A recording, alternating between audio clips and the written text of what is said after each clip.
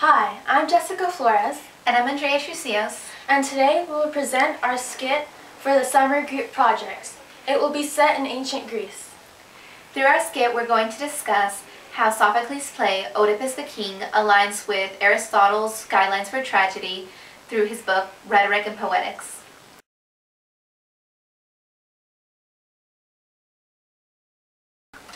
Hello, Apollonia. Oh, hi, Ismena. How are you doing? Oh, I'm good. I just saw the new play, Oedipus. Oh, you did? Oh, wait, servants? Bring our snacks, please. Oh, have you seen it? It is yes, marvelous, I saw isn't it? it? I loved it, yes. Oh, Thank you. Sophocles definitely knows what he is doing. Thank you. Thank you. Yeah, I know he does, right? I read the book by Aristotle, and I think he does a marvelous job with that. The Poetics, right? Yes. Oh, when it defined tragedy, I see my place completely different now. Yeah, I do. No, it's so wonderful. You completely see the little aspects of it.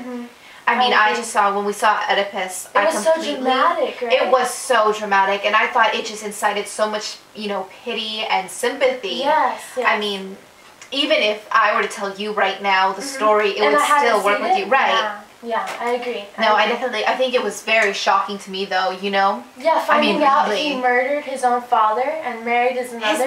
His mother. It was horrible. But I think Sophocles can do it, Sophocles is the only one who can write about something like that and make a play. I know. And Aristotle, even in his book, commended Sophocles for what a marvelous job he did. Oh, yes. So I think it was good.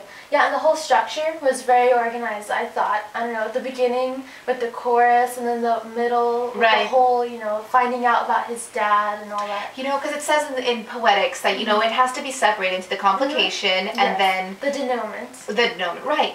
And, I thought that the complication at first threw me off a little because I thought that at first, when you start out with the play, I was thinking that it had to do with the crops and drought, but then it totally turns into finding the murderer, which I think it worked, because if not, then it would have been too. Yeah, the drought introduced the problem about finding the I think murderer. so too. I mean, I was surprised, but I found that it worked well. Yes. I'm gonna take a bite.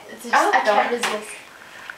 I just thought that the denouement, though, it was so shocking to me, and I was surprised. I mean, I came with my family to see it, but... Oh, really? Oh, yes. Oh, did you bring the kids? Oh, yes, they loved it. I know, I brought my husband along. He didn't want to, but at the end, he agreed. That was very good. My little Esme loves Sophocles now.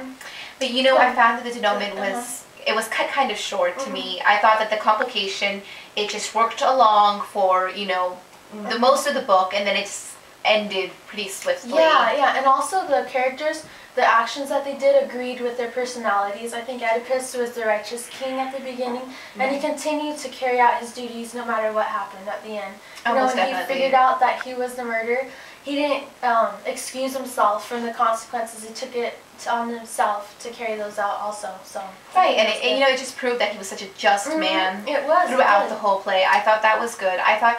One of my favorite characters in the play was Creon, I think. Really? Yes, because even though, he's not Oedipus, but he showed a lot of wisdom and loyalty. Exactly. But, it was, to me, what hit me was that it was consistent throughout the play, At the very beginning, when we're introduced to Creon, he's still loyal to his friend, even in the rash behavior. And then afterwards, when Creon becomes king, he is still loyal to his friend. Yes, I mean, he could have done much worse to Oedipus. And yet he lets his kids visit Oedipus, and he couldn't have. If he didn't have to, in other words. Right, and he was very respectful, even at that stage where he's becoming king.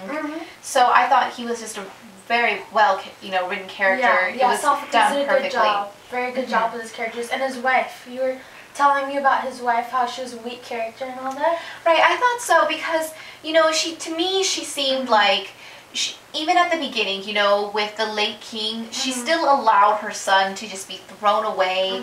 And then when there's suspicion that Oedipus might be her son, to me it seemed like she was just pushing it away, That's true. It was, no, let's, go away from this conversation now. I don't want to hear it.